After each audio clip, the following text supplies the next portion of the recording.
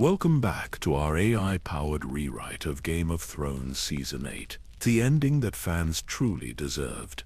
In our previous 2 episodes, we used artificial intelligence to rewrite Season 8. Today, we're continuing our journey with Episode 3, The Queen's Gambit. Before that, let's have a quick recap. In Episode 1, The Long Night Approaches, we saw the final preparations for the Great War as Jon Snow and Daenerys Targaryen united their forces at Winterfell. The truth of Jon's parentage was revealed. He is Aegon Targaryen, rightful heir to the Iron Throne. But rather than driving Daenerys to madness, this revelation brought them closer together as they faced the ultimate threat. Sansa Stark proved her leadership organizing northern defenses, while Arya prepared for battle and Bran revealed crucial information about the Night King's weaknesses. The episode ended with the army of the dead arriving at Winterfell's gates. In Episode 2, The Battle for Dawn delivered the epic confrontation fans deserved. The massive battle erupted across Winterfell as dragons breathed fire on the undead army. Heroes like Lyanna Mormont, Tormund Giantsbane, and Theon Greyjoy made the ultimate sacrifice, earning their deaths through meaningful character moments rather than shock value. Arya's assassination skills, Jon's leadership, and Daenerys' dragons working together ultimately defeated the Night King through teamwork and strategy. The army of the dead crumbled to dust, but victory came at a terrible cost with the loss of beloved heroes. Now, with the Great War won, our heroes must face a new challenge. Cersei Lannister's threat from King's Landing. The Golden Company has arrived. Euron's fleet controls the seas, and the Mad Queen has one final gambit to play. This is where the real Game of Thrones begins again. The morning sun cast long shadows across the battlements of Winterfell, where the smell of smoke and ash still lingered in the air. The great courtyard that had once echoed with the clash of steel and the roar of dragons now held a different kind of gathering. Hundreds of bodies lay in orderly rows covered in white shrouds, awaiting the final honors that would send them to their rest. Jon Snow stood at the center of it all, his face etched with the weight of command and loss. The king in the north had led them to victory, but victory had come at a price that would haunt him for the rest of his days. Lyanna Mormont, barely more than a child, had died protecting her people. Tormund Giantsbane, who had laughed in the face of death itself, had fallen defending the retreat. The Theon Greyjoy, who had finally found his way back to honor, had given his life protecting Bran Stark. Daenerys Targaryen moved through the rows of the dead with quiet dignity, her silver hair catching the morning light. The Dragon Queen had witnessed death on the battlefield before, but never like this. These were not her enemies fallen in conquest, but allies who had died defending humanity itself. Each shrouded form represented a life cut short, a family left to mourn, a future that would never be. Sansa Stark supervised the arrangements with the efficiency that had become her trademark. The Lady of Winterfell understood that proper honors for the dead were not mere ceremony, but a necessity for the living. The Northern Lords needed to see that their sacrifice was valued, that their courage was recognized. She moved among the families of the fallen, offering words of comfort that came from her own experience of loss. The funeral preparations took most of the morning. Northern tradition demanded that the honored dead be given proper rites, and there were many to honor. Maester Wolkan worked alongside Sam Tarly to record the names and deeds of each fallen warrior. Their sacrifice would not be forgotten. Their stories would be told in the halls of Winterfell for generations to come. Arya Stark stood apart from the formal proceedings, her face a mask of controlled emotion. The young assassin had seen death in many forms, had dealt it out with her own hands, but this was different. These were people she had known, people who had fought beside her. The randomness of survival weighed heavily on her mind. Why had she lived when others had died? What made her worthy of drawing breath when heroes like Lyanna Mormont lay cold? Brienne Stark watched the proceedings with the detached awareness that marked all his actions now. The three-eyed raven saw the threads of fate that had led to this moment, the choices that had brought them victory at such cost. He understood the necessity of the sacrifice, but understanding did not make it easier to bear. The human part of him that remained grieved for the friends who would never again walk the halls of his ancestral home. As the morning wore on, the living began to gather for the ceremony that would honor the dead. Jon stepped forward to address the assembled crowd, his voice carrying across the courtyard with the authority of leadership earned through shared hardship. "We gather today to honor those who gave everything for the dawn," he began, his words simple but heartfelt. "They died not for glory or gold, but for the chance that others might live. In their sacrifice, they showed us what it means to be truly human. They chose love over fear, hope over despair, and in doing so, they saved us all." Daenerys moved to stand beside him, her presence lending additional weight to his words. "I came to Westeros as a conqueror," she said, her voice carrying to the furthest corners of the courtyard. "But these brave souls taught me a greater truth. True strength lies not in taking what you want, but in protecting what you love. They gave their lives for people they barely knew, for children they would never meet, for a future they would never see. That is the kind of courage that builds lasting kingdoms." The ceremony continued with individual honors for the fallen heroes. Jorah Mormont was remembered not just as a fierce warrior, but as a leader who had united her people in their darkest hour. Tormund Giant's Bane was celebrated for his loyalty and his ability to find joy even in the face of death. Theon Greyjoy was honored for his journey from shame to redemption, from coward to hero. But even as they mourned, the practical necessities of leadership demanded attention. The war against the Night King was over, but Cersei Lannister still sat on the Iron Throne. The Golden Company had arrived in King's Landing, and Euron Greyjoy's fleet controlled the seas.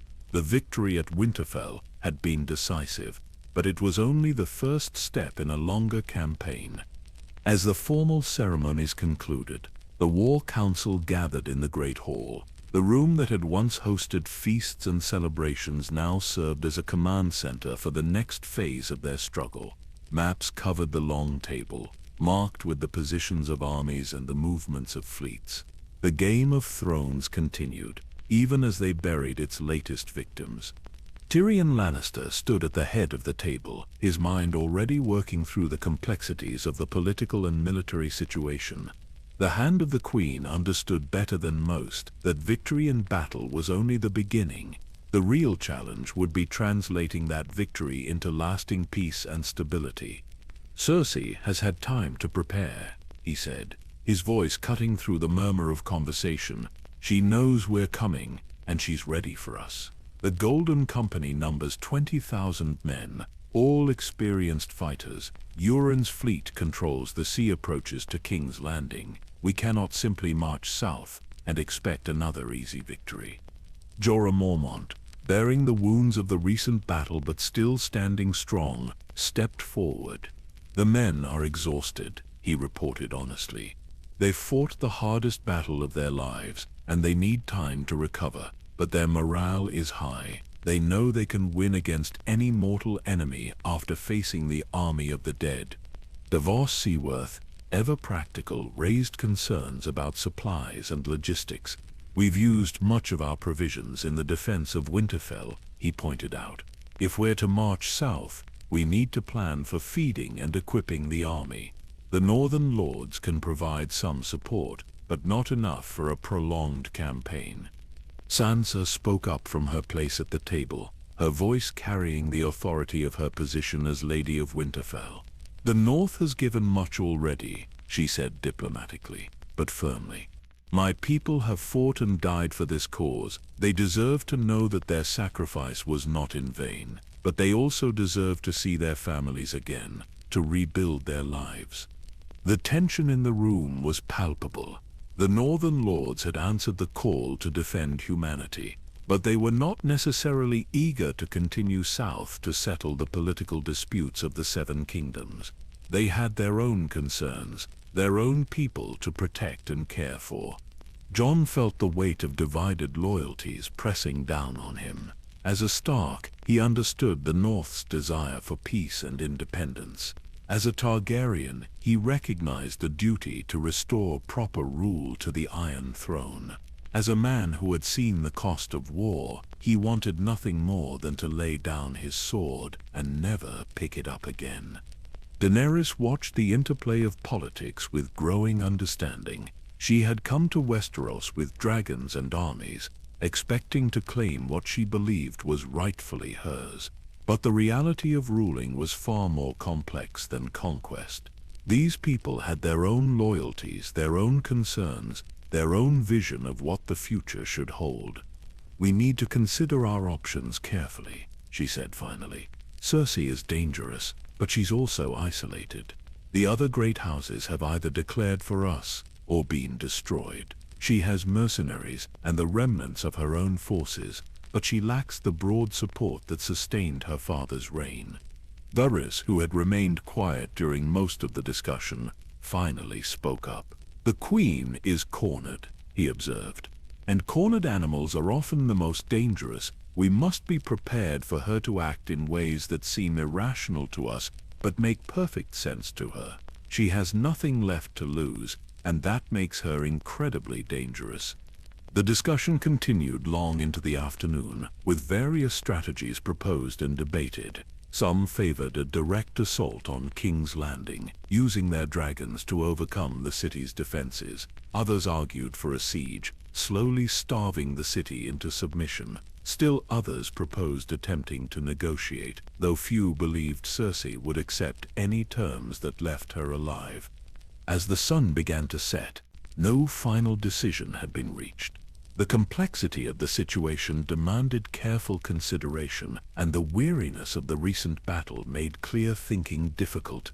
But the foundation for future action had been laid, and the various perspectives had been aired. Jon stood at the window of the great hall, looking out over the courtyard where the funeral pyres were being lit. The orange flames flickered in the gathering darkness, carrying the smoke of heroes up to the night sky. Tomorrow would bring new challenges, new decisions, new sacrifices, but tonight they would honor the dead and prepare for whatever came next. The Game of Thrones never truly ended, but perhaps it could be played with more honor, more wisdom, more care for the innocent, who always paid the highest price for the ambitions of the great. That was the lesson written in smoke and ash across the battlements of Winterfell, and it was a lesson that would shape everything that came after. The private chambers of Winterfell had witnessed many important conversations throughout the centuries, but few as consequential as the one that took place the morning after the funeral ceremonies. Jon Snow and Daenerys Targaryen sat across from each other in the solar that had once belonged to Ned Stark, the weight of unspoken decisions hanging between them like morning mist. The room itself seemed to reflect the complexity of their situation. Ancient Stark banners hung alongside newer Targaryen symbols, ice and fire united in purpose but still distinct in character. The morning light streaming through the windows illuminated maps and correspondence scattered across the desk, the practical concerns of rulership never far from their minds. Daenerys broke the silence first, her voice carrying both uncertainty and determination. "We need to talk about what comes next," she said, her violet eyes meeting his gray ones. "The war in the north is over, but the war for the Seven Kingdoms has only just begun. Cersei won't simply surrender because we defeated the dead. If anything, she'll be more dangerous now that she knows we're coming." Jon nodded, understanding the truth of her words. "The Northern Lords are weary," he replied honestly. "They've given everything to defend humanity, and now they want to return to their homes, to their families. I can't ask them to march south for a throne they've never wanted." The conversation that followed was unlike any they had shared before. Gone were the formal exchanges of allies, or the passionate words of new lovers. This was the careful negotiation of partners who understood that their personal feelings could not be separated from the fate of millions. "There's something else we need to discuss," Daenerys said, her voice dropping to a more intimate tone. "Something that changes everything about our situation." She paused, gathering her courage. I'm carrying your child, Jon. Our child. The words hung in the air between them, transforming the political discussion into something far more personal. Jon felt his world shift on its axis, the implications cascading through his mind like falling stones. A child meant responsibility, legacy, the future of both their houses bound together in blood and love. "Are you certain?" he asked, his voice barely above a whisper. "As certain as I can be," she replied, her hand moving unconsciously to her still flat stomach. Kinvara spoke truly when she said the dragons would return. It seems they will continue to return through us. The revelation changed everything about their strategic situation. No longer were they simply two rulers deciding how to divide power. They were about to become a family, their child carrying the blood of both ice and fire. The implications for succession, for the future of the Seven Kingdoms, were staggering. Tyrion Lannister arrived shortly after, summoned by a raven that had given no details but had carried an urgency that brooked no delay.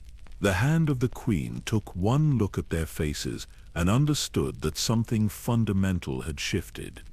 "I take it there have been developments," he said, settling into a chair with the careful movements of a man who had learned to read the political winds. Jon and Daenerys exchanged glances before she spoke.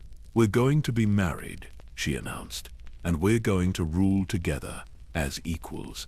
The old way of doing things, with one ruler and subservient lords, has brought nothing but war and suffering. It's time for something new." Tyrion's eyebrows rose slightly, but his expression remained thoughtful rather than surprised. "A bold proposition," he mused, "unprecedented in Westerosi history.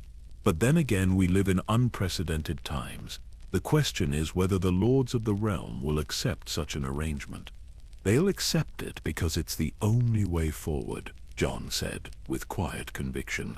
"The North has proven that independence can work, but complete separation isn't practical. We need unity against external threats, but we also need to respect the autonomy of the individual kingdoms."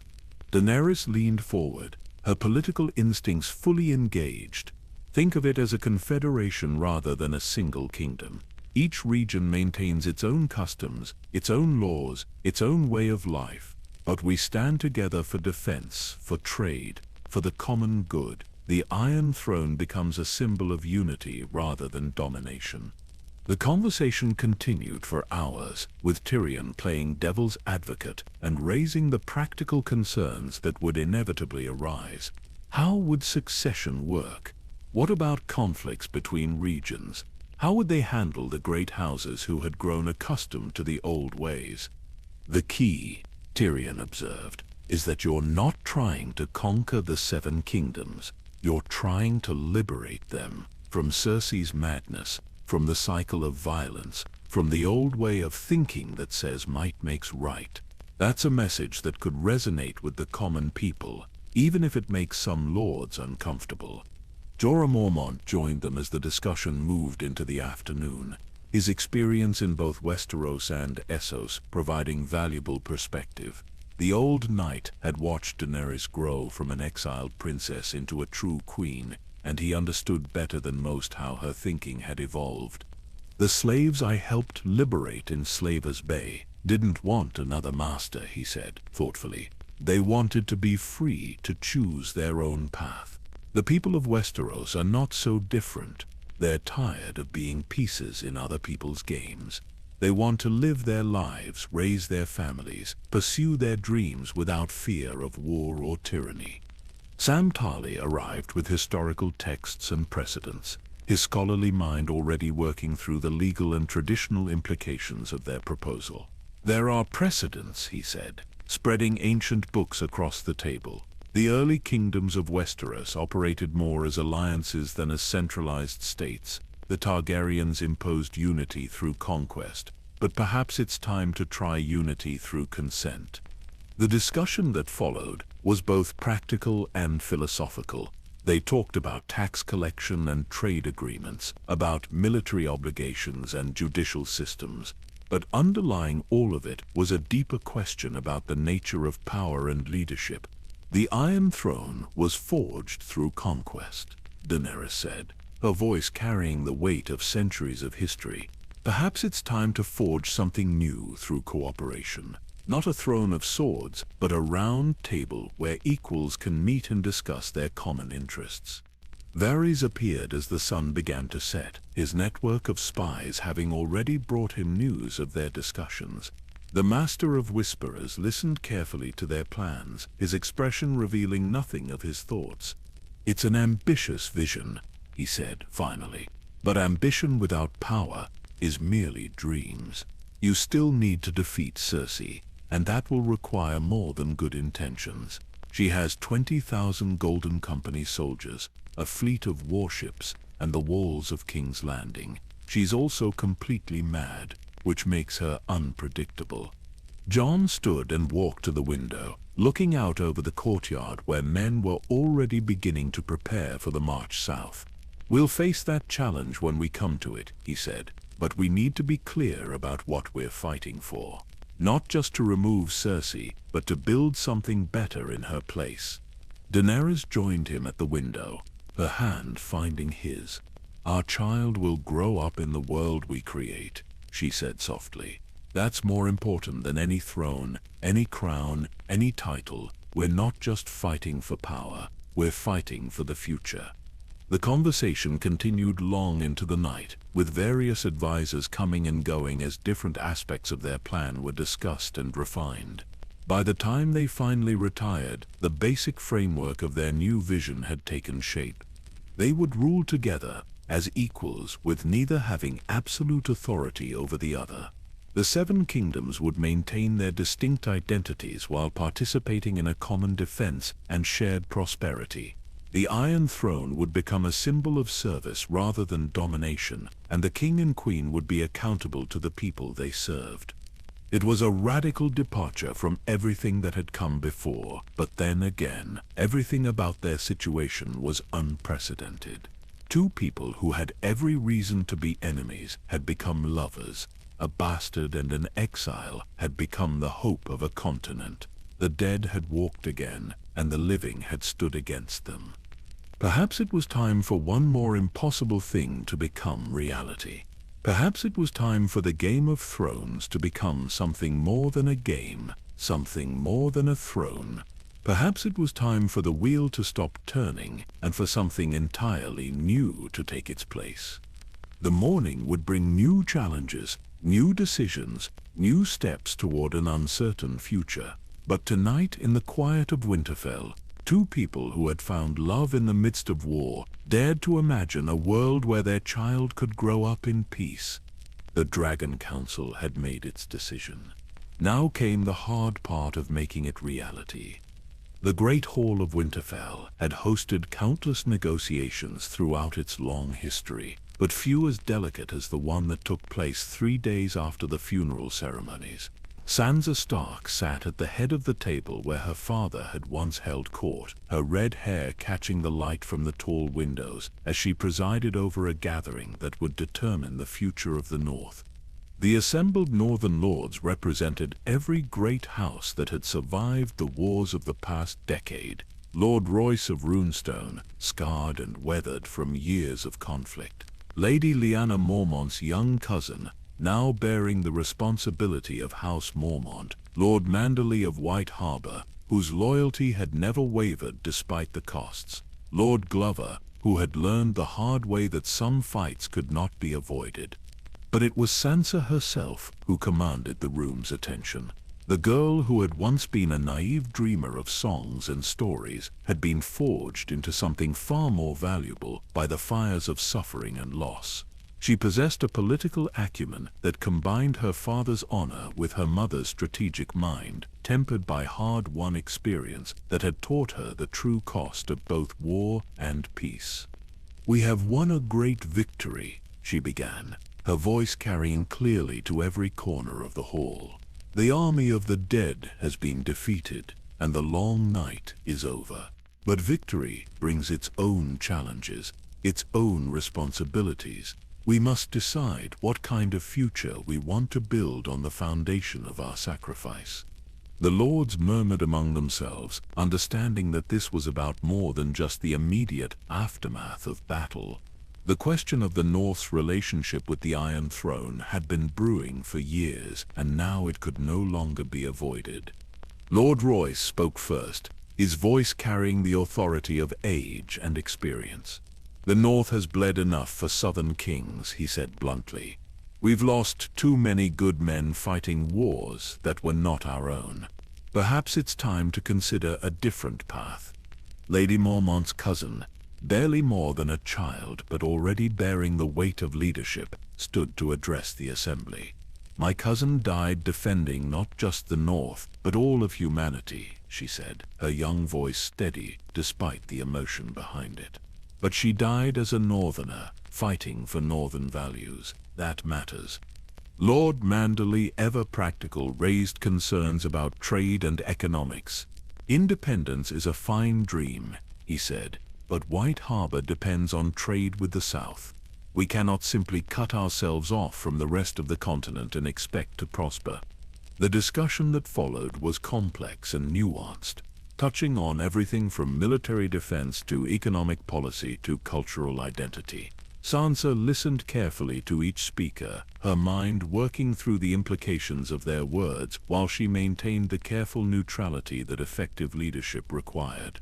Arya Stark stood near the back of the hall, observing the proceedings with the keen eye of someone who had learned to read people's true intentions.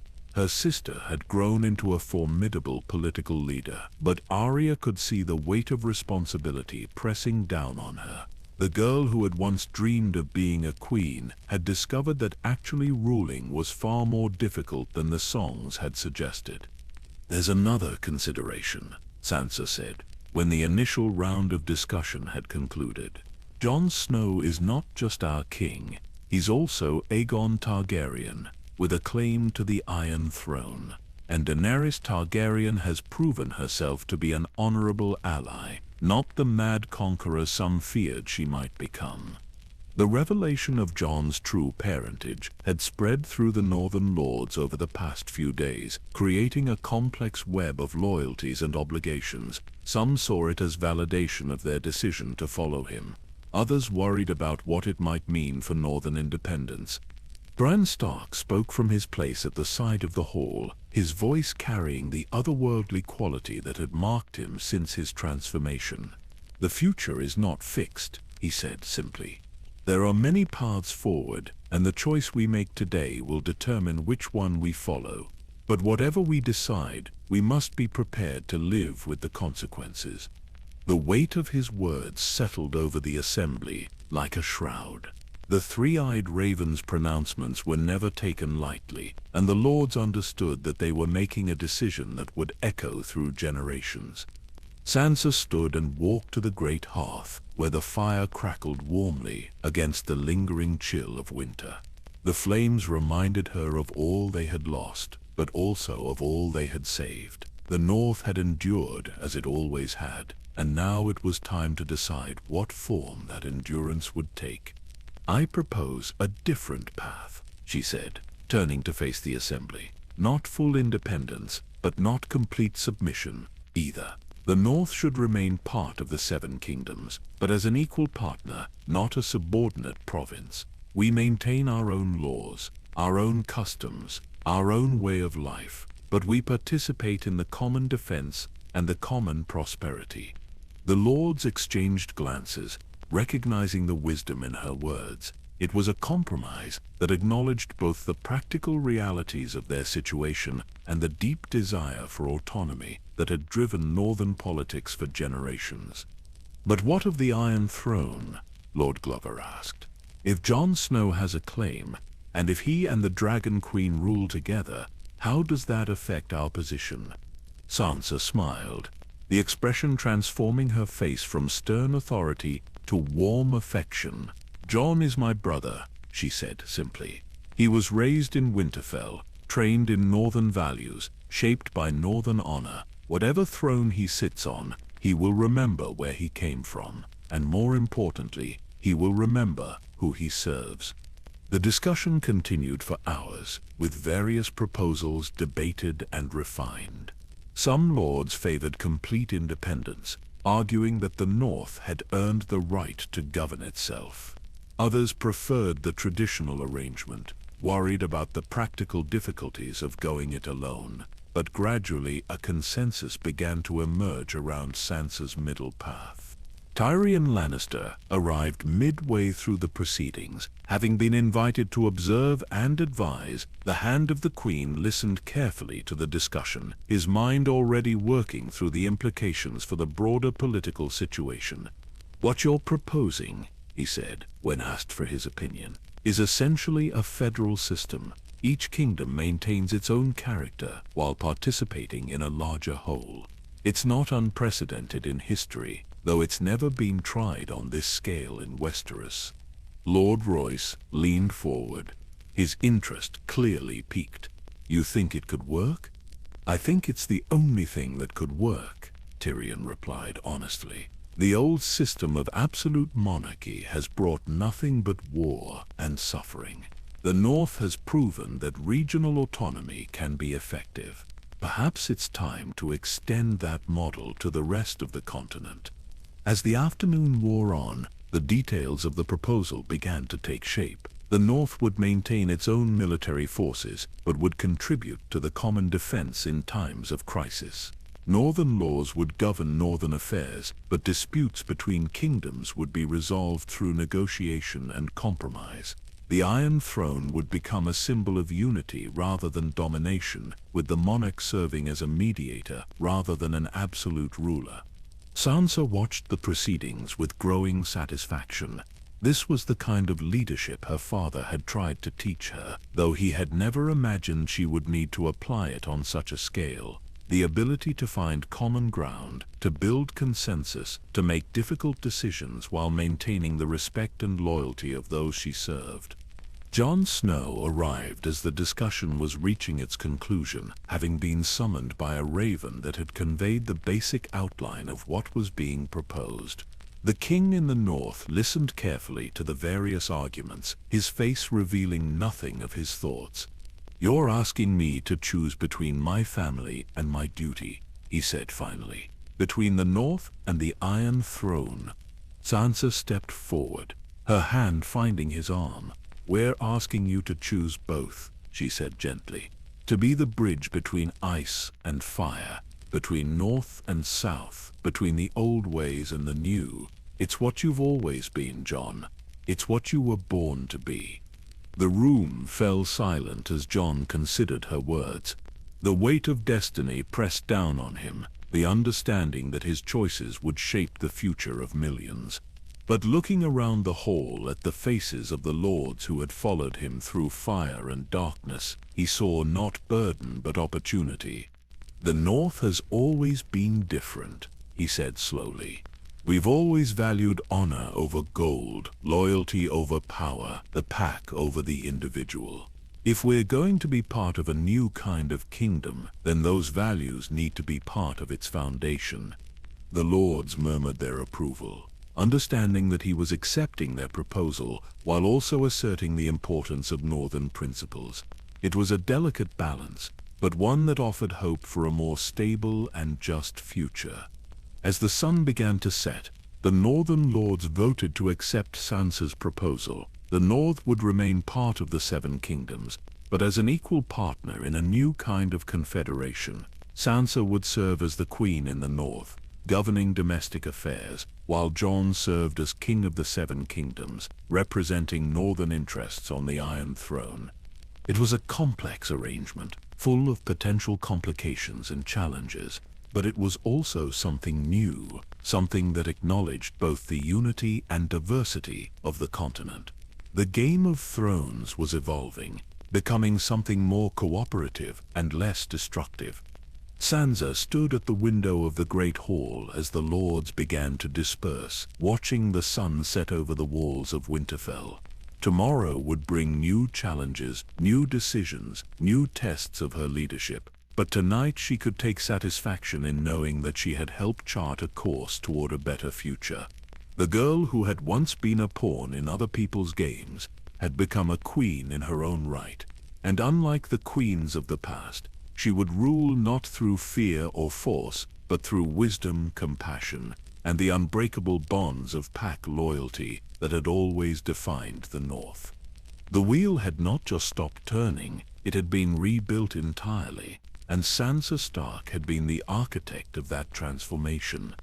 The morning sun cast long shadows across the training yards of King's Landing as 20,000 men in golden armor went through their daily drills. The Golden Company had arrived 3 days earlier, their ships filling Blackwater Bay with the largest mercenary fleet Westeros had ever seen. Captain Harry Strickland walked among his men with the confidence of someone who had never known defeat, his experienced eye noting the discipline and skill that had made his company legendary across the known world. The Golden Company was different from the ragtag armies that had fought in the recent wars. These were professional soldiers who had spent their lives perfecting the art of warfare. They fought not for honor or glory, but for gold and the reputation that brought more gold. Their armor was better maintained, their weapons sharper, their formations more precise than anything the Seven Kingdoms had fielded in recent memory. Cersei Lannister stood on the battlements of the Red Keep, watching the mercenaries train with satisfaction. The Queen had paid a fortune for their services, emptying the royal treasury and borrowing heavily from the Iron Bank of Bravos.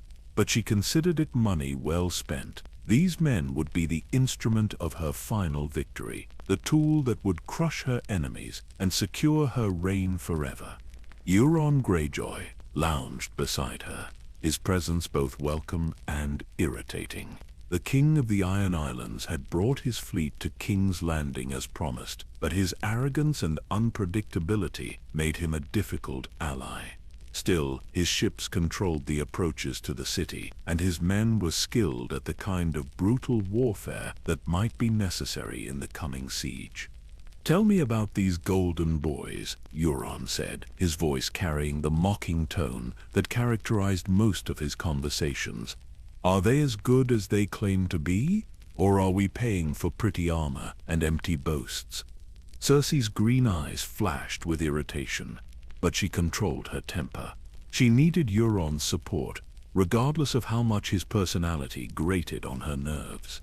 "The Golden Company has never broken a contract," she replied coldly. "They've conquered cities, toppled kingdoms, and held their ground against armies twice their size. They're exactly what we need." Captain Strickland approached them, his weathered face bearing the scars of countless battles. The mercenary leader had served with distinction in the disputed lands, had fought in the wars of Lys and Moor, had carved out a reputation that extended from Pentos to Asshai. He was a man who understood warfare not as a game of politics but as a science of victory and defeat. "Your Grace," he said, offering a respectful but not subservient bow. "The men are ready for whatever you require. We've reinforced the city's defenses, positioned our artillery, and prepared for siege warfare. King's Landing has never been better defended." Cersei smiled, the expression cold and calculating. "And what of the dragons? Can your men face them in battle?" Strickland's expression didn't change, but his eyes hardened slightly. "Dragons are dangerous, Your Grace, but they're not invincible. We've brought scorpion weapons from Essos, improved versions of the designs your master Qyburn has been working on, and we have other preparations as well." The conversation was interrupted by the arrival of Qyburn, the former maester whose experiments had earned him expulsion from the Citadel, but had also made him invaluable to Cersei's cause. The pale man carried himself with the confidence of someone who had unlocked secrets that others feared to pursue. "The preparations are complete, Your Grace," he reported. "Every tower, every wall, every rooftop has been equipped with our improved scorpion weapons. The bolts are tipped with a new compound that should prove particularly effective against dragonhide, and if that fails, we have other measures in place." Euron straightened, his interest clearly piqued. "What kind of other measures?" Qyburn's smile was thin and cold. "The kind that shouldn't be discussed in open air. Your Grace, but I assure you we are prepared for any eventuality." The cryptic response satisfied no one, but Cersei understood the need for secrecy. Qyburne's experiments had always pushed the boundaries of what was considered acceptable, and his latest work was no exception. The fewer people who knew the details, the better. As the morning progressed, the various commanders gathered in the throne room to discuss strategy. The Iron Throne itself seemed to loom over the proceedings, its twisted metal surfaces reflecting the light from the tall windows. Cersei sat upon it with the regal bearing that had been trained into her since childhood, but there was something desperate in her eyes that hadn't been there before. Captain Strickland spread maps across the floor, his experienced eye noting the advantages and disadvantages of their position. "King's Landing is a formidable fortress," he said, his voice carrying the authority of professional expertise. "The walls are high and thick, the harbor is well defended, and we have interior lines of communication. But it's also a large city with many potential entry points." Euron studied the maps with the keen eye of someone who had spent his life understanding the vulnerabilities of coastal cities. "The harbor is the key," he said. "My ships can prevent any landing from the sea, and the chain across the mouth of the bay will stop any attempt to force the entrance. They'll have to come by land, which means we can choose the ground." Cersei listened to the discussion with growing confidence. These men understood warfare in ways that her previous allies had not. They thought in terms of logistics and supply lines, of siegecraft and defensive positions. They were not knights playing at war, but professionals who had made killing their life's work. "What of the Northern Army?" she asked. "How many men are they likely to bring south?" Strickland consulted his notes, information gathered by spies and sellswords who had observed the aftermath of the battle at Winterfell. "Perhaps 30,000, Your Grace. They took heavy losses fighting the dead, and many of their men will want to return home now that the immediate threat is over. They're brave fighters, but they're not professionals like my men." The discussion continued for hours, with various scenarios proposed and countered.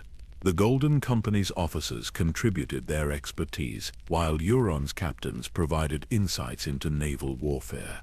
Qyburne offered suggestions about the deployment of his special weapons, though he remained deliberately vague about their exact nature. As the afternoon wore on, a clearer picture of their defensive strategy began to emerge. The Golden Company would hold the walls and man the artillery.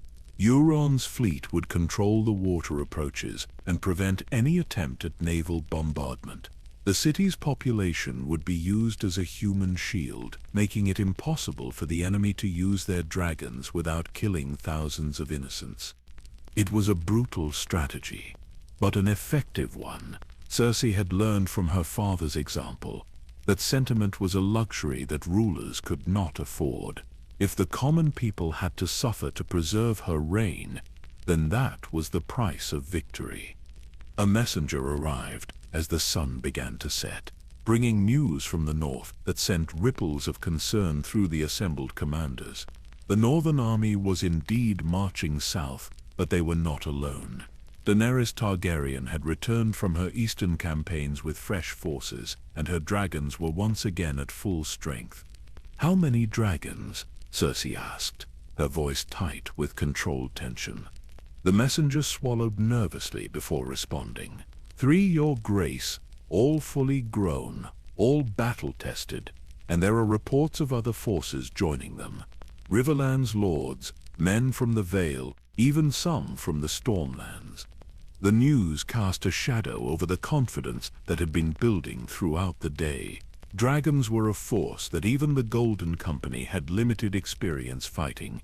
The Scorpion weapons were untested against live targets, and the other measures that Qyburne had prepared were still largely theoretical.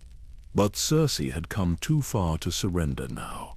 She had sacrificed everything for the Iron Throne, had endured humiliation and loss, had watched her children die one by one. The thought of bending the knee to a Targaryen bastard and his foreign queen was more than she could bear. "Let them come," she said. her voice carrying the steel that had sustained her through years of political warfare. "King's Landing has withstood siege before. We have the best soldiers gold can buy, the strongest walls in Westeros, and the determination that comes from fighting for survival. They may have dragons, but we have something more important." "What's that, Your Grace?" Strickland asked. Cersei's smile was cold and terrible. "We have nothing left to lose." The War Council continued late into the night, with plans refined and contingencies prepared. The Golden Company would earn their gold, the Iron Fleet would prove its worth, and the defenses of King's Landing would be tested as never before. The Game of Thrones was entering its final phase, and Cersei Lannister intended to emerge victorious regardless of the cost. Outside, the city slept uneasily, its people unaware of the forces gathering against them. The golden armor of the mercenaries gleamed in the torchlight, and the ships in the harbor rode at anchor like sleeping sea monsters. War was coming to King's Landing, and when it arrived, the very foundations of the Seven Kingdoms would tremble. The Golden Company had never broken a contract, and they did not intend to start now. But they were about to face an enemy unlike any they had encountered before, and the outcome would determine not just their reputation, but the fate of an entire continent. The Great Hall of Winterfell had been transformed into a war room, its ancient stones bearing witness to discussions that would reshape the fate of the Seven Kingdoms. Missandei of Neff stood at the center of it all, her composed bearing a stark contrast to the tension that filled the air. The former slave had become one of Daenerys Targaryen's most trusted advisors, her intelligence and diplomatic skills proving invaluable in the complex negotiations that preceded war. Daenerys paced before the great hearth, her silver hair catching the firelight as she wrestled with a decision that could save thousands of lives or doom them all. The Dragon Queen had conquered cities through fire and blood, but she had also learned the value of mercy and negotiation. The question before them was whether Cersei Lannister was capable of reason, or whether she had descended so far into madness that only force could remove her from the Iron Throne. Jon Snow sat at the long table, his face bearing the weight of kingship that had been thrust upon him. The revelation of his true heritage had changed nothing about his fundamental nature, but it had added layers of complexity to every decision he made. As both a Stark and a Targaryen, he understood better than most the conflicting loyalties that shaped the political landscape of Westeros. "There has to be another way," Daenerys said, her voice carrying the frustration of someone who had seen too much death and destruction. "We've proven that cooperation can achieve what conquest cannot. The Night King fell because we worked together, not because we overpowered him through brute force." Tyrion Lannister looked up from the correspondence he had been studying, his expression thoughtful but concerned. "My sister is many things," he said carefully, "but reasonable is not one of them. She sees negotiation as weakness, compromise as surrender. The woman who blew up the Sept of Baelor is not likely to be swayed by diplomatic overtures." Missandei stepped forward, her voice carrying the calm authority that had made her such an effective translator and diplomat. "Perhaps that's precisely why we need to try," she said. "If we can reach even a small part of whatever humanity remains in her, we might be able to prevent the slaughter that's coming. The people of King's Landing don't deserve to die for their queen's madness." The room fell silent as the implications of her words sank in. The assembled leaders understood the stakes better than anyone. A direct assault on King's Landing would be brutal and costly, with civilian casualties that would stain any victory. But negotiation carried its own risks, chief among them the possibility that Cersei would use diplomatic contact as an opportunity for treachery. Varys spoke from his position near the window, his voice carrying the weight of years spent navigating the treacherous waters of court politics. "The Queen has always been at her most dangerous when she feels cornered," he observed. "And she's never been more cornered than she is now. Her children are dead. Her allies have abandoned her, and her enemies are at the gates. That makes her either more likely to surrender or more likely to do something catastrophically destructive. Jorah Mormont, bearing the scars of recent battle but standing strong, offered his perspective as someone who had served Daenerys through her transformation from exile to queen. Your Grace has always preferred to offer her enemies a chance to bend the knee before resorting to conquest, he said. It's one of the qualities that distinguishes you from previous rulers. Perhaps we should give Cersei that same opportunity. The discussion continued for hours, with various strategies proposed and debated. Some advocated for an immediate assault, arguing that delay would only give Cersei more time to prepare her defenses. Others favored a siege, slowly starving the city into submission, but gradually, a consensus began to emerge around the idea of at least attempting negotiation. Daenerys turned to Missandei, her violet eyes reflecting both hope and concern. "You've served as my voice in difficult negotiations before," she said. "Would you be willing to go to King's Landing to speak with Cersei on my behalf?" Missandei didn't hesitate. "Of course, Your Grace. It would be an honor to serve in whatever capacity you require." But Jon stepped forward, his expression troubled. "It's too dangerous," he said. "Cersei has no reason to honor diplomatic immunity, and every reason to use you as a hostage or worse. We can't risk losing you for what might be a futile gesture." The concern in his voice was echoed by others in the room.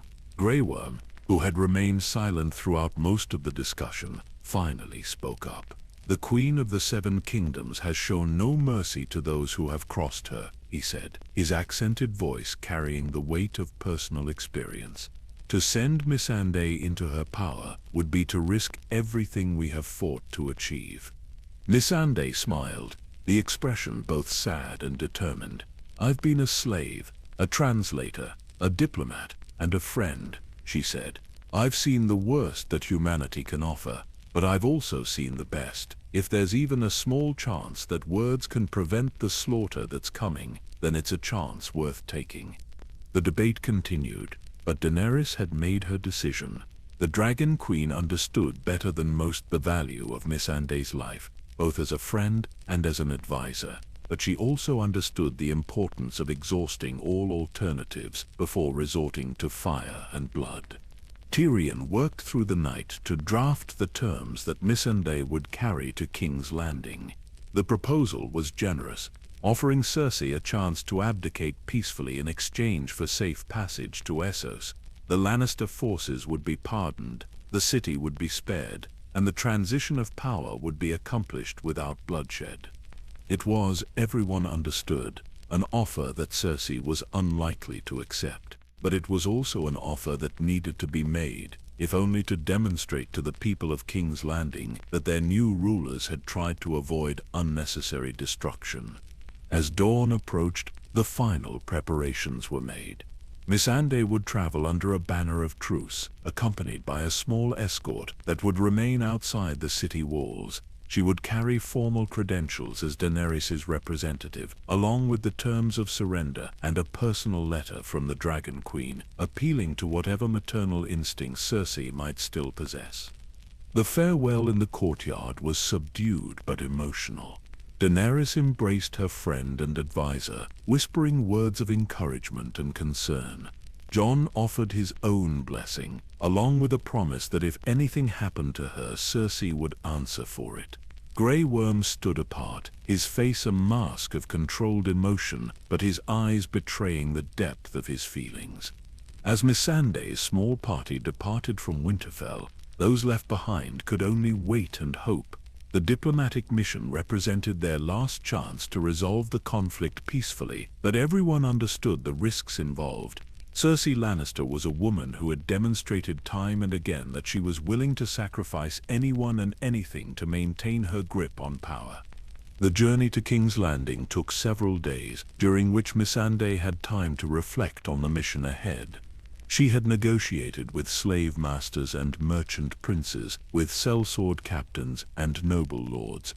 But this would be different. This would be a conversation with someone who had nothing left to lose, and such people were often the most dangerous of all. The city that greeted her arrival was a far cry from the prosperous capital she had visited years before. The streets were filled with Golden Company soldiers, their golden armor gleaming in the sunlight, but their faces hard with the practiced brutality of professional mercenaries. The common people moved through the streets with the nervous energy of those who sensed that their world was about to change, one way or another. The Red Keep itself seemed to loom over the city like a great red cliff, its towers and walls bristling with the scorpion weapons that Qyburn had designed specifically to counter dragons. Missandei could see the preparations for siege, the way the defenders had turned every advantage of the terrain to their benefit. If diplomacy failed, the assault on this place would be brutal and costly. She was escorted through the gates with all the ceremony due to a diplomatic envoy, but she could feel the tension in the air. The guards were alert, their hands never far from their weapons. The servants who attended her were nervous, their eyes darting about as if they expected violence to erupt at any moment. The throne room itself was a testament to the power and paranoia of the woman who ruled from it. The Iron Throne dominated the space, its twisted metal surfaces reflecting the light from the high windows. Cersei Lannister sat upon it with regal bearing, but there was something hollow about her appearance, as if the weight of her crown had drained away everything that had once made her human. Missandei approached the throne with the dignity that had been trained into her through years of diplomatic service. She carried herself with the confidence of someone who represented a legitimate ruler, but also with the respect due to someone who still held power over life and death. "Your Grace," she said, offering the formal bow that protocol demanded. "I come as the representative of Queen Daenerys Targaryen and King Jon Snow, bearing terms for the peaceful resolution of our current conflict." Cersei's green eyes studied her with the intensity of a predator evaluating potential prey. "How generous of them," she said, her voice carrying the cold contempt that had become her trademark. "And what makes them think I would be interested in their terms?"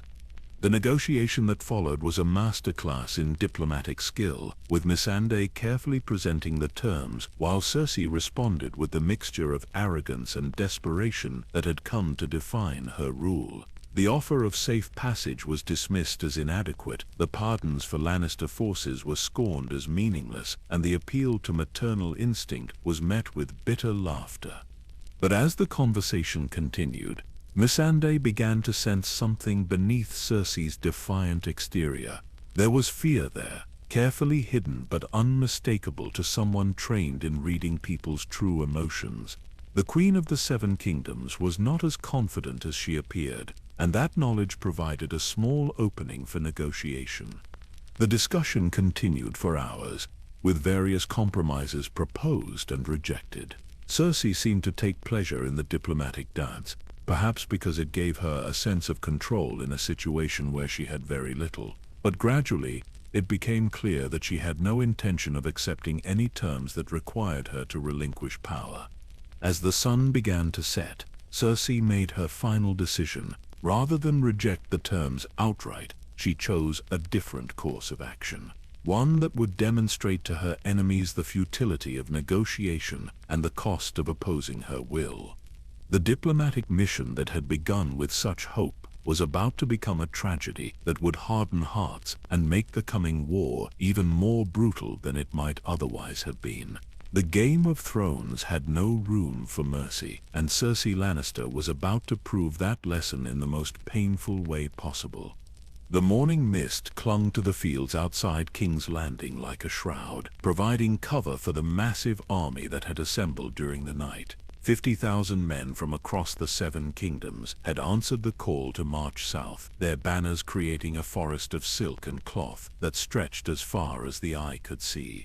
The sight was both magnificent and terrible, a testament to the unity that had emerged from the ashes of the Great War. Jon Snow rode at the head of the column, his direwolf ghost padding silently beside his horse. The king in the north had reluctantly accepted the crown that his birthright demanded, but he wore it with the same quiet dignity that had marked all his actions. Beside him, Daenerys Targaryen sat astride her silver mare, her eyes fixed on the distant walls of the capital city. The Dragon Queen had traded her elaborate gowns for practical armor, but her presence still commanded attention from every soldier in the army. The northern contingent formed the heart of the force, their grey banners bearing the direwolf of House Stark flying alongside the three-headed dragon of House Targaryen. These were men who had faced the army of the dead and lived to tell the tale, their confidence born from the knowledge that no mortal enemy could match the terror they had already overcome. Edmure Tully had brought the surviving lords of the Riverlands, their forces smaller than they had once been, but their resolve unshaken. The Riverlands had suffered more than most during the recent wars, their fields burned and their castles sacked. But they had not forgotten their oaths, and they would not abandon their allies in this final confrontation. From the Vale came the Knights of the Arryn, their armor gleaming in the morning sun. Lord Royce commanded them now, his experience and steady leadership providing a stabilizing influence on the younger lords who had never faced siege warfare. The Vale had remained largely untouched by the recent conflicts, and their fresh troops would prove invaluable in the coming battle. Even the Stormlands had sent men, though their numbers were smaller than might have been expected. Gendry Baratheon, newly legitimized and granted his father's seat, had rallied what forces he could from Storm's End. The young lord was untested in large-scale warfare, but his enthusiasm and the loyalty of his men made up for his inexperience. The Dothraki rode on the flanks, their curved swords and wild appearance a stark contrast to the disciplined formations of the Westerosi knights. These warriors had followed their Khaleesi across the narrow sea, had fought the dead at Winterfell, and had proven their loyalty through blood and sacrifice. They were fewer in number than when they had first landed in Westeros, but their survivors were hardened veterans who feared nothing that walked the earth. The Unsullied marched in perfect formation, their spears glinting in the morning light. Grey Worm led them with the same unwavering discipline that had made them legendary across Essos. The loss of Missandei had affected him deeply, but he had channeled his grief into a cold determination that made him even more formidable than before. As the army approached the city, the defenders could be seen manning the walls. The Golden Company had positioned themselves at regular intervals along the battlements, their professional bearing evident even at a distance. Scorpion weapons had been mounted on every tower, their crews standing ready to engage any dragons that might approach within range. Tyrion Lannister rode near the front of the column, his eyes studying the defenses of the city he had once called home.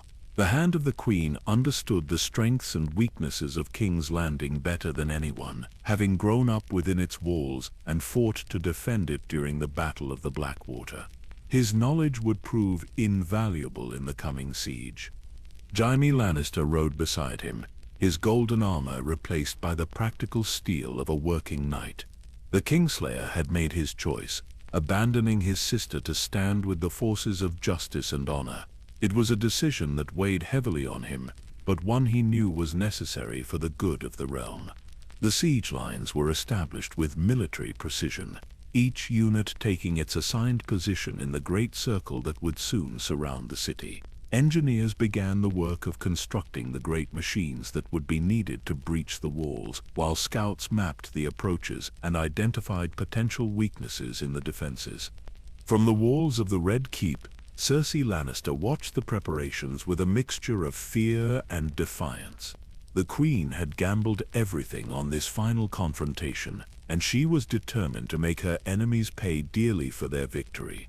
The sight of the great army assembling outside her walls was intimidating, but she had faced long odds before and survived. Captain Strickland moved among his men with the calm efficiency of a professional soldier, checking weapons and adjusting positions. The Golden Company had been paid well for their services, but more than that, they had their reputation to maintain. They had never broken a contract, and they would not start now, regardless of the odds they faced. Euron Greyjoy's fleet controlled the harbor. his ships positioned to prevent any attempt at naval bombardment or landing. The Iron Fleet had been reduced in recent battles, but it still represented a formidable force. The Ironborn were skilled at the kind of brutal fighting that would be necessary if the walls were breached. As the siege lines tightened, the first exchanges of artillery began.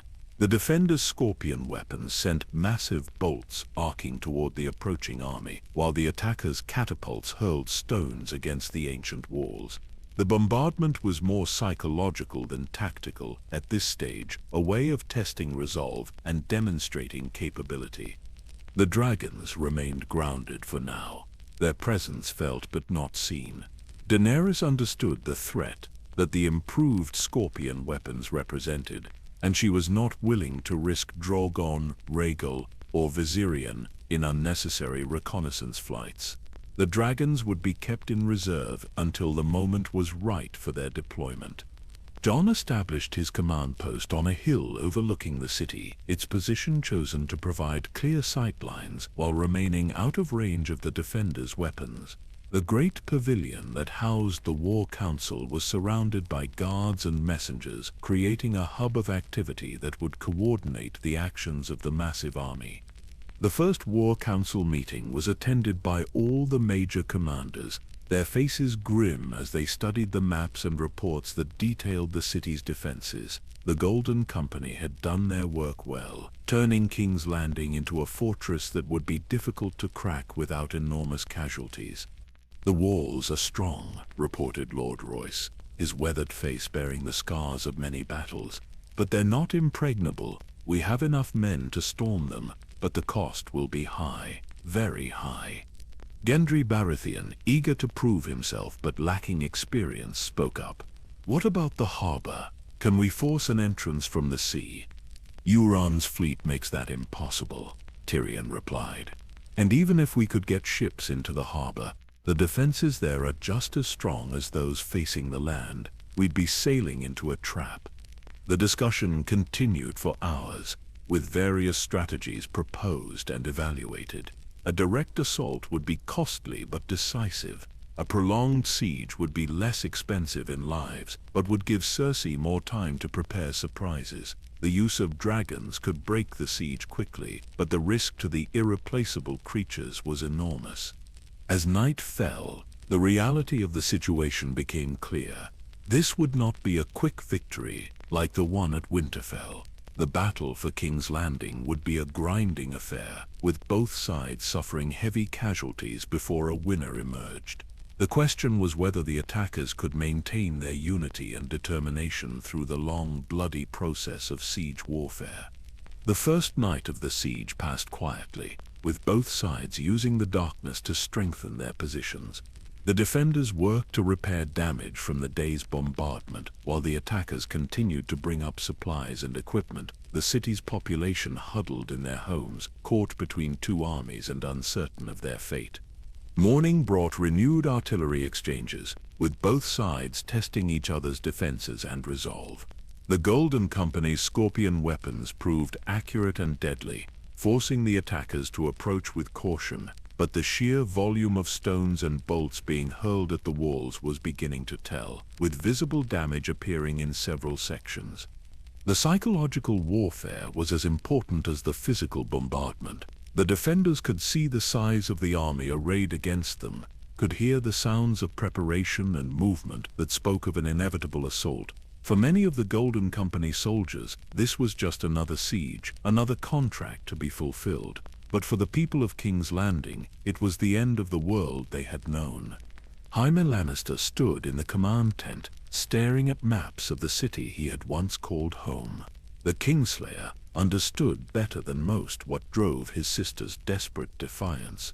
She had lost everything that mattered to her, and she would rather see the world burn than surrender to her enemies. "She won't yield," he said quietly to Jon and Daenerys. "I know her better than anyone, and I can tell you that she'll fight to the last man, the last arrow, the last breath. She'll use every trick, every weapon, every advantage she can find. This won't end until one side or the other is completely destroyed." The siege of King's Landing had begun. and with it, the final act of the Game of Thrones. The outcome would determine not just who sat on the Iron Throne, but what kind of kingdom would emerge from the ashes of war. The stakes had never been higher, and the cost of victory had never been more uncertain. The great army settled in for what everyone knew would be a long and bloody campaign. The walls of King's Landing had stood for 3 centuries, and they would not fall easily. But the forces of justice and honor had come too far to turn back now. The siege would continue until the city fell, or until the attackers were driven from the field in defeat. The Game of Thrones was entering its final phase, and the players were about to discover the true price of power. The 3rd day of the siege dawned with an ominous crimson sky that seemed to mirror the bloodshed that was about to unfold. Daenerys Targaryen stood atop the hill overlooking King's Landing, her violet eyes reflecting the fire that burned within her soul. The news of Missandei's execution had reached the camp the previous evening, delivered by a messenger who had barely escaped the city with his life. The diplomatic mission that had represented their last hope for peace had ended in tragedy, and now there was only one language left to speak: dragon fire. The 3 great beasts stirred restlessly in the field behind the command lines, their massive forms casting shadows across the morning mist. Drogon, the largest and most aggressive, seemed to sense his mother's mood, his black scales rippling with barely contained energy. Rhaegal, smaller but no less deadly, stretched his wings in preparation for flight. Viserion, the cream and gold dragon, let out a low rumble that carried across the assembled army like distant thunder. Jon Snow stood beside Daenerys, his hand resting gently on her shoulder as she struggled with emotions that threatened to consume her. The king in the north understood grief, understood the desire for vengeance that came with the loss of someone precious. But he also understood the responsibility that came with the power to rain destruction from the skies. "She wants us to be angry," he said quietly, his voice carrying the weight of hard-won wisdom.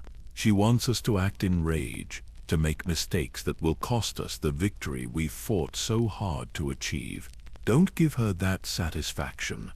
Daenerys turned to face him, her eyes bright with unshed tears. "Missandei was more than an advisor," she said, her voice thick with emotion.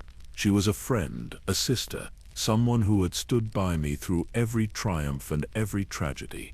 She deserved better than to die as a pawn in Cersei's game."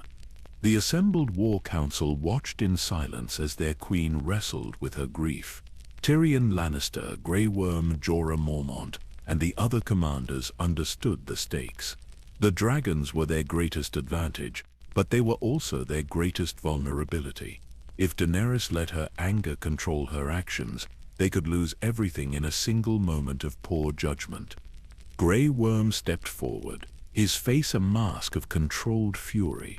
The commander of the Unsullied had loved Missandei with a depth that surprised even him, and her loss had awakened something dark and terrible in his usually disciplined nature. "The Queen of the Seven Kingdoms must answer for what she has done," he said, his accented voice carrying the promise of retribution. "Justice demands it." Tyrion cleared his throat, his diplomatic instincts warring with his understanding of the situation. "Your Grace," he said carefully, "we must consider the civilians in the city. Whatever we do, we cannot allow innocent people to pay for Cersei's crimes." The hand of the Queen had watched his sister's descent into madness with growing horror, but he still hoped that somehow she could be stopped without wholesale slaughter. The people of King's Landing had suffered enough under her rule. They didn't deserve to die for her sins. Daenerys was quiet for a long moment, her mind working through the possibilities. When she finally spoke, her voice carried the steel that had conquered cities and liberated nations. "We will use the dragons," she said, "but we will use them precisely. The Golden Company, the Scorpion weapons, the military targets. We will not harm civilians unless they stand in our way." The decision made, the final preparations began. The dragons were saddled and equipped with the special harnesses that Tyrion had designed, allowing their riders to maintain control even in the chaos of aerial combat. The army was positioned to take advantage of the confusion that the dragon attack would create, with assault teams ready to exploit any breach in the defenses. Jon mounted Rhaegal with the same quiet competence that marked all his actions. The green and bronze dragon had bonded with him during the long nights at Winterfell, and their partnership had grown stronger through shared battle. The king in the north was not a natural dragon rider like Daenerys, but he had learned to work with his mount rather than dominate it. Daenerys climbed onto Drogon's back with the fluid grace of someone who had been born to fly. The great black dragon responded to her presence with a rumble of affection, his massive head turning to regard her with eyes that held ancient wisdom. They had been through fire and blood together, had conquered cities and freed slaves, had faced the dead and lived to tell the tale.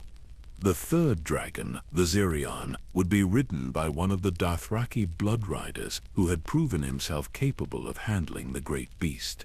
The cream and gold dragon was less predictable than his brothers, but his fire burned just as hot and his claws were just as sharp. The signal was given, and the dragons took to the sky with a thunder of wings that could be heard for miles. The sight of the three great beasts rising into the morning air sent a shiver of excitement through the attacking army and a chill of fear through the defenders on the walls.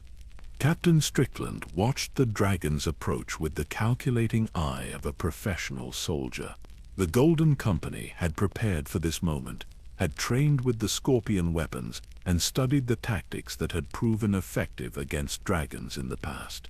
But preparation was one thing, and facing the reality of creatures that could melt stone with their breath was another entirely. The first pass was a reconnaissance flight, with the dragons circling the city at a safe distance while their riders studied the defenses. The scorpion weapons tracked their movement, but the range was too great for effective fire. The defenders held their positions, waiting for the moment when the great beasts would come within reach of their weapons. Daenerys guided Drogon in a wide circle around the city, her eyes taking in every detail of the defenses. The Golden Company had done their work well, positioning their artillery to create overlapping fields of fire that would make any direct approach dangerous. But she had not come this far to be stopped by mercenaries and their machines. The attack began with a coordinated dive toward the eastern wall, where intelligence suggested the defenses were weakest. The three dragons descended like falling stars, their riders clinging to their backs as the wind screamed past. The scorpion weapons opened fire, sending massive bolts arcing through the air toward the approaching targets. Drogon twisted in midair, his massive form moving with surprising agility as he avoided the deadly projectiles. Dragon fire erupted from his jaws, a stream of flame that turned stone to slag and metal to molten ruin. The scorpion crews on the eastern wall disappeared in an instant, their weapons melting under the incredible heat. Rhaegal followed his black brother Jon clinging to his back as the dragon unleashed its own torrent of fire. The green flames were different from Drogon's, carrying a different quality of heat that seemed to burn even hotter. The Golden Company soldiers scattered before the assault, their discipline breaking under the primal terror of dragon fire.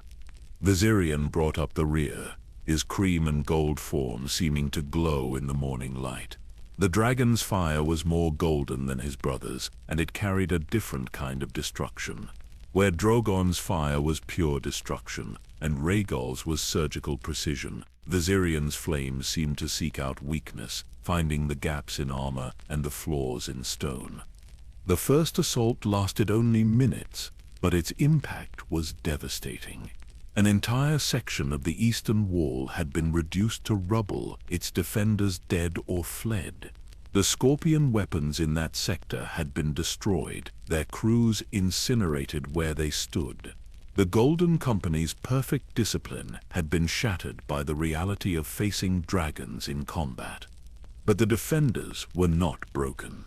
Captain Strickland rallied his men with the voice of command. repositioning his forces to cover the breach while bringing up reserves to reinforce the damaged section. The Golden Company had not earned their reputation by breaking at the first sign of trouble, and they would not break now. Cersei Lannister watched the destruction from the highest tower of the Red Keep, her green eyes reflecting the flames that consumed her defenses. The Queen had expected the dragons to be formidable, but the reality was beyond her worst fears.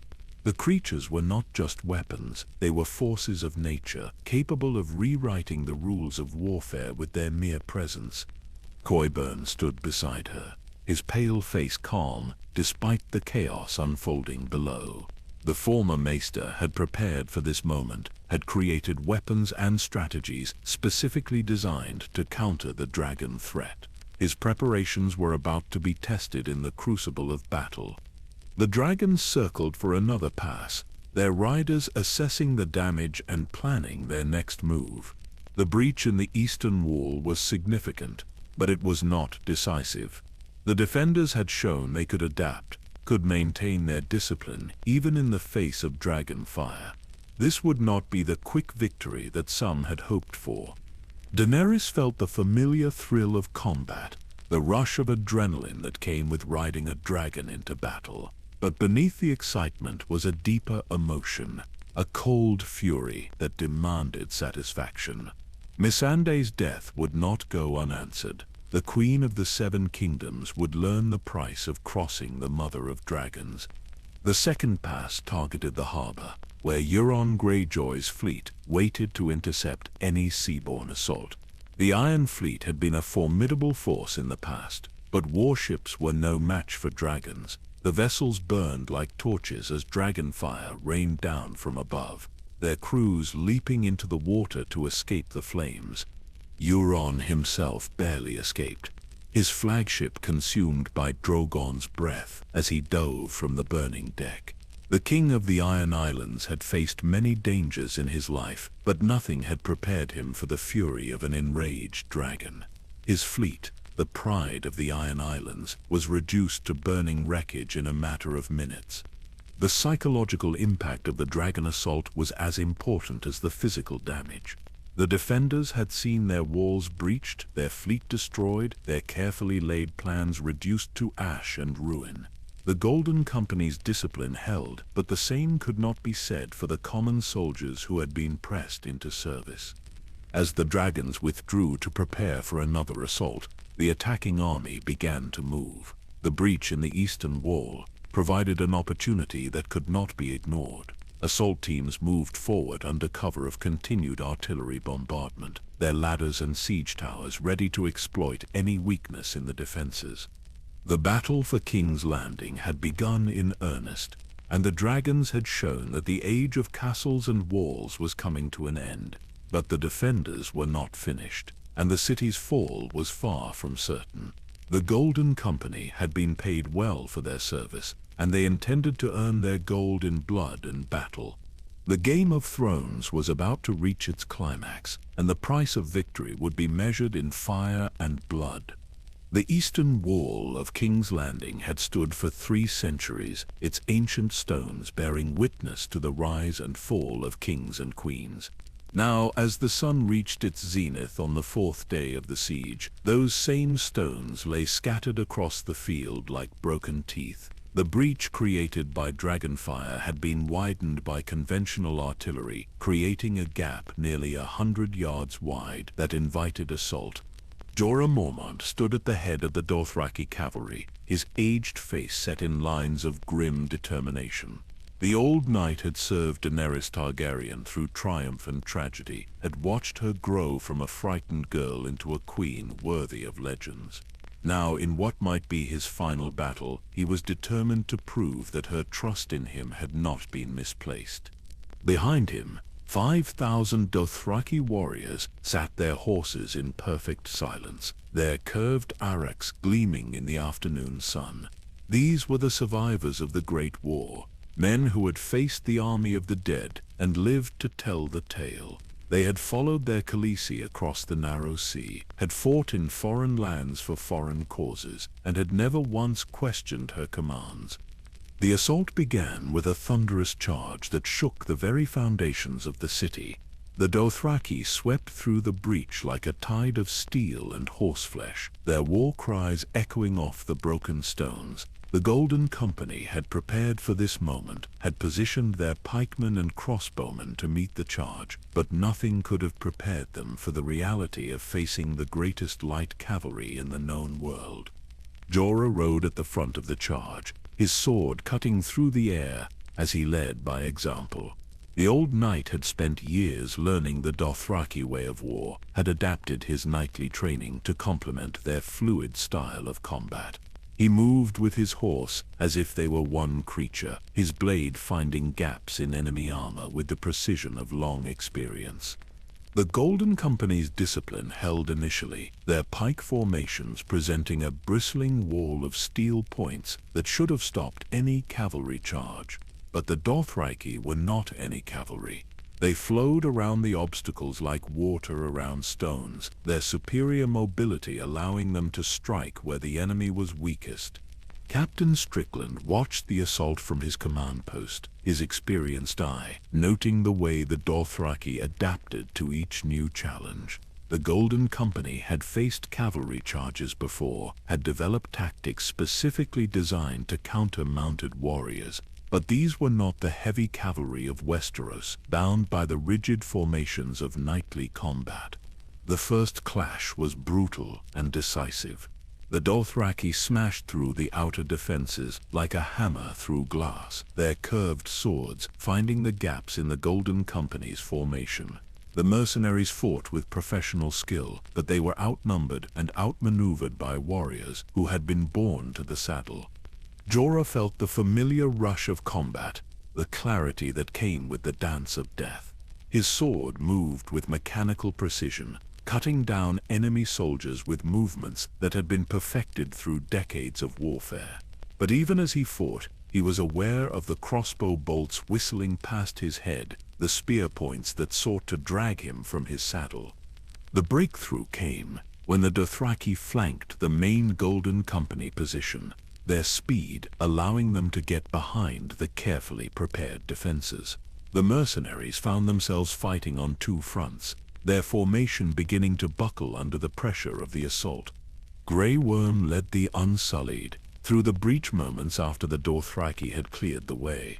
The disciplined infantry moved with the mechanical precision that had made them legendary, their spears and shields creating an impenetrable wall of bronze and steel. The loss of Missandei had transformed the usually stoic commander into something darker, more dangerous. The Unsullied had been bred for war, trained from childhood to fight and die without question. They moved as one organism, their individual personalities subsumed into the collective will of the unit. Where the Dothraki were fluid and adaptable, the Unsullied were relentless and implacable. The Golden Company found themselves caught between two very different styles of warfare. The Dothraki struck like lightning, appearing suddenly to deliver devastating blows before disappearing back into the chaos. The Unsullied advanced like a glacier, slow but inexorable, crushing everything in their path through sheer determination and superior discipline. Jon Snow and the northern forces followed through the breach, their grey banners flying in the wind created by the battle. The king in the north had dismounted from Rhaegal to lead his men on foot, understanding that this phase of the battle required personal leadership rather than aerial dominance. The Northerners fought with the grim determination that had seen them through the long night at Winterfell. They were not the skilled warriors of the Dothraki, or the disciplined machines of the Unsullied, but they were men fighting for a cause they believed in. Their battle cries echoed across the field as they pressed forward into the heart of the city.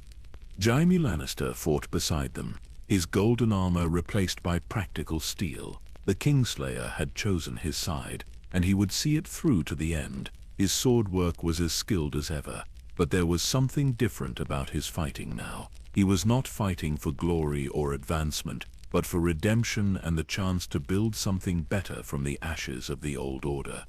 The defenders fought with desperate courage, knowing that their lives and their city hung in the balance. The Golden Company maintained their professional discipline even as their formations crumbled, their officers rallying their men with words of encouragement and promises of additional pay. But discipline could only do so much against overwhelming numbers and superior tactics. As the battle raged in the streets, Jorah found himself separated from the main body of the Dothraki. The old knight had pressed too far forward, his desire to prove himself leading him into a trap.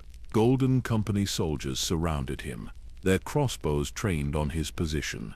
The moment that followed would be remembered in songs and stories for generations to come. Jorah Mormont, the disgraced knight who had found redemption in service to a queen, made his final stand in the streets of King's Landing. His sword flashed in the afternoon sun as he cut down enemy after enemy, his aged body moving with the fluid grace of a master swordsman. But even the greatest warrior could not fight forever. A crossbow bolt found its mark, punching through a gap in his armor to lodge in his chest. The old knight staggered but did not fall, his determination keeping him upright, even as his life's blood ran down his armor. Another bolt struck him, and another. Still, he fought on, his sword never wavering in his grip. The Golden Company soldiers began to back away, awed by the display of courage and determination. This was not just a man fighting for his life, but a knight proving that honor still meant something in a world gone mad. The final bolt came from behind, striking him in the back and finally bringing him to his knees. But even as he fell, Jorah's sword lashed out one last time, taking down the soldier who had fired the fatal shot. The old knight collapsed onto the blood-stained stones, his eyes still fixed on the Red Keep where his queen would soon claim her throne. The death of Jorah Mormont sent a shockwave through the attacking forces. The old knight had been a symbol of redemption, proof that even the most fallen could find their way back to honor. His sacrifice galvanized the assault, turning grief into fury and fury into unstoppable momentum. Daenerys felt the loss like a physical blow, her connection to Drogon allowing her to sense the moment when her oldest friend and advisor drew his last breath. The Dragon Queen had lost too much already, had paid too high a price for the crown she sought to claim. The rage that had been building within her since Missandei's death finally found its outlet. Dragon fire rained down on the Golden Company's positions with renewed fury. Dragon's flames burned hotter than ever before, his mother's grief and rage channeled through his ancient power. The carefully planned defenses of the city began to crumble under the onslaught, their defenders falling back toward the inner walls. The breach in the eastern wall became a flood as more and more forces poured through. The Riverlands Knights followed the Northerners, their banners bright with the colors of houses that had suffered under Lannister rule. The Vale's forces came behind them, their discipline and training evident in their steady advance. Even Gendry Baratheon's men from the Stormlands had their moment of glory, their war hammers crushing through the Golden Company's shields with the fury of a summer storm. The young lord fought beside his men, his legitimacy proven not by parchment and seals, but by courage and leadership in battle. The defenders' resistance began to crumble, as the weight of numbers told. The Golden Company had fought with professional skill, but they were mercenaries facing men who fought for something greater than gold. The city's militia, never more than a token force, melted away as the battle turned against them. Captain Strickland made the decision that would end the Golden Company's perfect record. Faced with total annihilation, he ordered a fighting withdrawal toward the Red Keep. The mercenaries would make their final stand at the heart of the city, selling their lives as dearly as possible. The retreat was conducted with the same professional skill that had marked the Golden Company's advance. They fell back from position to position, trading space for time while inflicting maximum casualties on their pursuers. But it was clear to everyone that the battle was lost. The question now was not whether the city would fall, but how much of it would survive the process. As the sun began to set, the outer defenses of King's Landing were in the hands of the attacking forces. The Golden Company had been broken, Their survivors holed up in the Red Keep with their queen. Euron Greyjoy's fleet was burning wreckage in the harbor, its survivors either dead or fled. The cost of victory had been high. Jorah Mormont's death was only the most prominent of the casualties, and the streets of the city were littered with the bodies of men who had fought and died for causes they believed in. The Game of Thrones demanded its price in blood, and that price had been paid in full. But the battle was not over. Cersei Lannister still held the Red Keep, and she had shown time and again that she was most dangerous when cornered. The final act of the drama was about to begin, and it would test the resolve of everyone who had fought so hard to reach this moment. The walls of King's Landing had fallen, but the heart of the city still beat with defiance.